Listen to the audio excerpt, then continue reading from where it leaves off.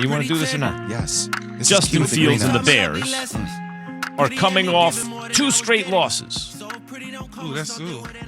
Yesterday, Bears wideout Allen Robinson talked about the chemistry he has with his quarterback. Here is Allen Robinson. That's something that we're continuing to build on. Again, continuing to get reps in practice. It wasn't many snaps that we kind of took throughout training camp and stuff like that. So a lot of these things, again, we're just trying to build on. So in other words, my coaches screwed up. They should have had my quarterback in early so we could have had chemistry. I hate this place. Well, look, obviously that's a detail you got to get right.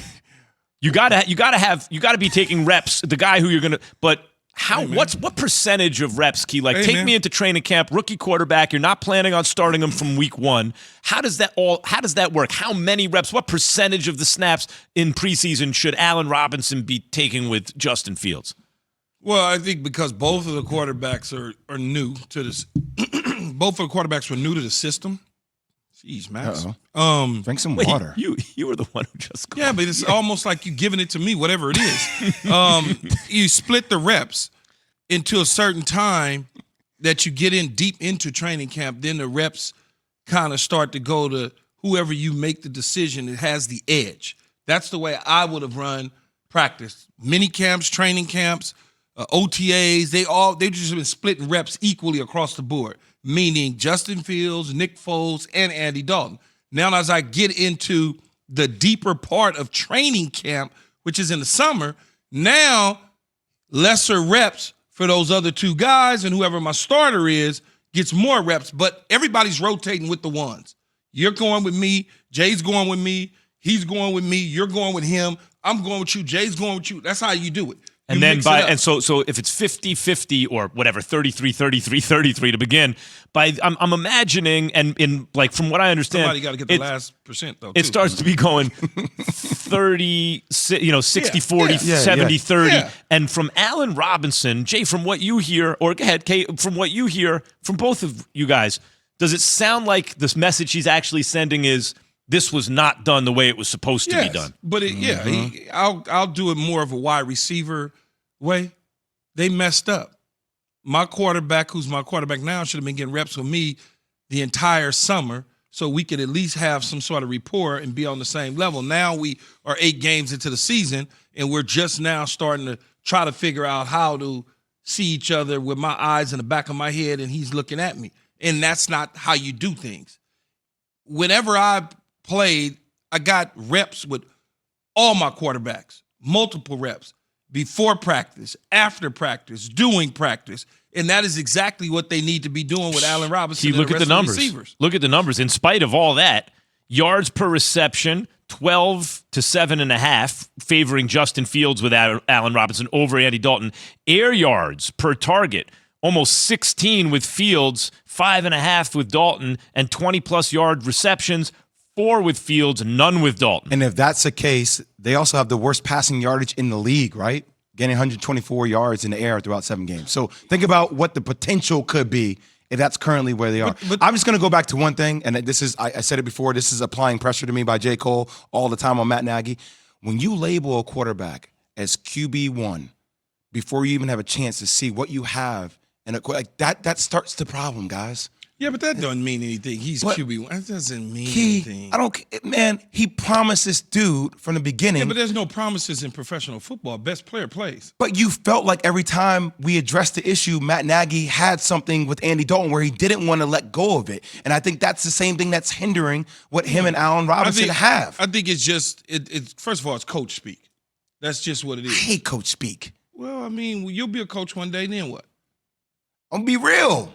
Well, to a degree. You still gonna lie. You still gonna lie to recruits. You're gonna do all that. But keep anyway, it 90. Don't keep it 100. Leave yourself some wiggle room. It's a situation when you look at those numbers, and those numbers are certainly better with Fields than they are with Andy Dalton. But they can be much better if, in fact, they would have started this kid early so he could have gotten the reps and understand. The game would have slowed down for him. What are we in, week 8? Yeah. So if they would have started him earlier in the year, which it was okay to start Andy Dalton, but if they would have, he would be 2 weeks ago, he would have been where he's going to be 4 weeks from now. How long does it take for a quarterback and a wideout to year. develop chemistry? Probably a year? Probably a year. So they wouldn't be there anyway, even if they would have started. They wouldn't be where they need to be. No, it can still be chemistry, but not at the type of level where you see Russell Wilson and DK, or you see Joe Burrow and Jamar Chase. Can you give it up there now? That's a comparison that just it blows it out of the water. No, I'm just saying Key was like, it didn't. I think the fact that you see this increasingly with teams, they like to get the quarterback a weapon he's familiar with in college is because they have it already. But they played together, so they would probably have some chemistry. Yeah. That's what I'm There's saying. no question about it. But I'm talking about guys that have not played together. Yeah. I mean, no, I'm just bringing up the point that you it get D-Hop helps. and Kyler Murray. Early on, they were not in sync. Yeah. But you got a veteran quarterback and a super veteran wide receiver. I mean, I showed something on NFL Live yesterday how he uncovered Kyler Murray, ripped it and delivered it to him. But that's only because I'm a vet. He's a vet now. We know what to do. We've been together a year. Yeah. Yep. That's what it is. So speaking of the Cardinals and Kyler Murray, There it is. Cardinals are not going to be at full strength. We know the Packers won't be. Cardinals won't be tonight either. We're going to be all over that coming up. Keyshawn, J. Will, and Max, ESPN Radio. Tough for the Packers to beat the Cardinals. We knew about Devontae Adams testing positive for COVID. You mentioned he missed his top target. How about his top 2 targets? And Allen Lazard as well. They still have 12. And whenever you have 12, you have a fighting chance. That's right. Hey now, baby.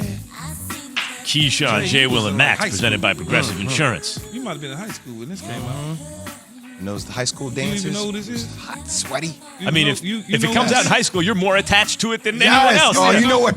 It's bringing me back to a lot of moments that I can't articulate right now on radio. You know who this is, though, right? We are continuing to get ready for the big. You know who it is? Wow, I'm stalling.